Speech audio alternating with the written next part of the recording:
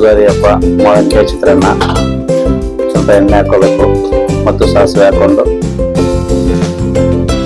ನಂತರ ಸ್ವಲ್ಪ ಶೇಂಗಾ ಬೀಜ,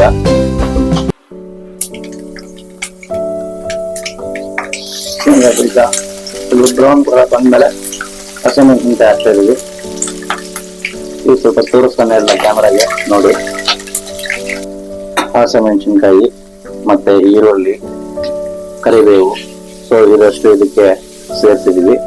ಇವಾಗ ಇದು ಚೆನ್ನಾಗಿ ಒಂದು ಬ್ರೌನಿಶ್ ಬರೋ ತನಕ ಚೆನ್ನಾಗಿ ಫ್ರೈ ಮಾಡ್ತಿದ್ದಾರೆ ನೋಡಿ. ಇವಾಗ ಸ್ವಲ್ಪ ಚೆನ್ನಾಗಿ ಫ್ರೈ ಮಾಡೋಣ ಇವಾಗ. ನೋಡಲಿ ಫ್ರೈ ಮಾಡ್ತಾ ಇವಾಗ.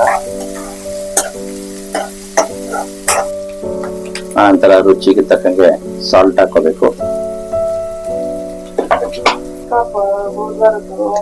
ಇವಾಗ ಅರಿಶಿನ ಪುಡಿ ಹಾಕ್ತಾ ಇದೀವಿ.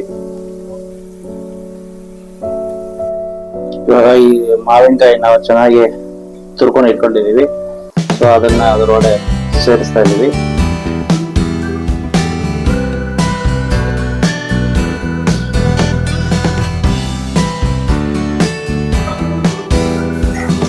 ಇವಾಗ ಚೆನ್ನಾಗಿ ಸ್ವಲ್ಪ ಮಿಕ್ಸಿಂಗ್ ಮಾಡ್ಕೋಬೇಕು.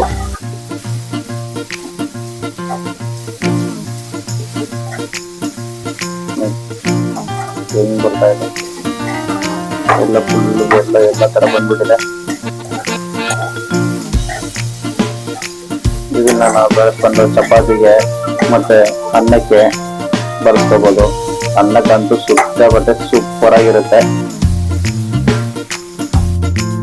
ಆ ನಂತರ ತೆಂಗಿನಕಾಯಿ ಬೆಳಗ್ಗೆ ತುರ್ದಿಟ್ಬಿಟ್ಟಿದೀವಿ, ಸೊ ಅದನ್ನು ಸ್ವಲ್ಪ ಹಾಕೊಂಡಿದೀವಿ. ಇವಾಗ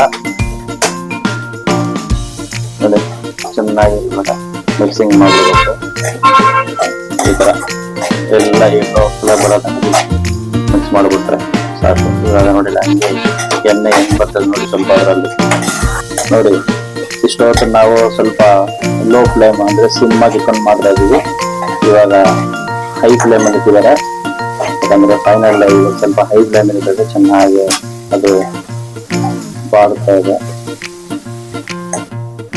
ಸೊ ಈ ತರ ಕಲರ್ ಬಂದ್ಬಿಟ್ಟಿದ್ರೆ ಇವಾಗ ಇದನ್ನ ಆಫ್ ಮಾಡಿದೀವಿ.